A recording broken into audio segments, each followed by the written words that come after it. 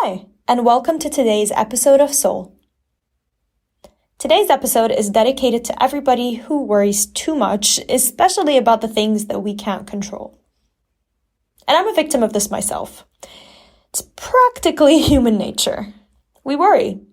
Hakuna Matata is something we sang as kids, and Bob Marley or Bobby McFerrin aren't exactly the best references for the kind of life parents, peers, or communities expect of us. So, reality check. It'll happen that we worry. But there are things we can and really need to try to do to filter that out as much as possible. Now, I know I've spoken in threes before. It's also my favorite number, but there are in fact 3 ways to look at things when you're worrying.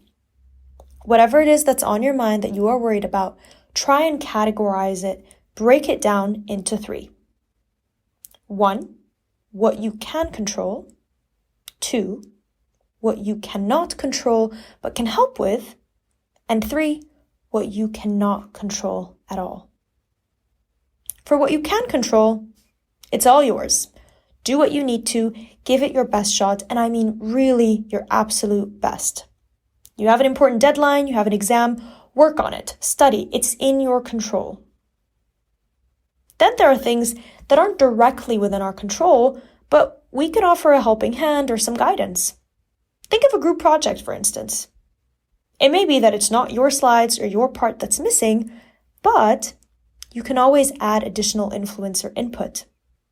And then there's the tough one, things outside of your control. You can overthink it all you want, and no, that is not an invitation to overthink, but rather a demonstration that no matter how hard you strain yourself physically or mentally, it is beyond you. Part of the process is trusting you have done what's in your control so that what's out of your control is then something the universe decides. You know how they say, chase the bus. Run after it, give it all that you've got, and don't stop running until you get there. But then if you get there and the bus is gone, that's not on you. You did your part. This is just a sign it wasn't your bus.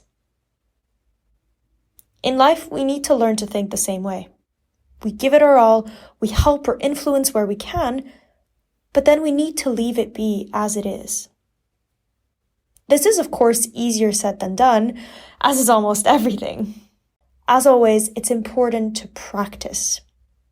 And there are, of course, going to be exceptions because we are human. Loss, illness of a loved one, the economy, war, conflict. Sometimes we are all that we are, and that means that we're human. And that means that we will worry. But if you really focus on keeping the worry for those things that are the very few exceptions in life, that alone will change your everyday. I'll be the first to start practicing with you. Let me know how it goes, and I'll keep you posted on my journey. I hope your day's got magic in it. Don't forget, step by step, day by day. I'll see you next week for a new episode of Soul.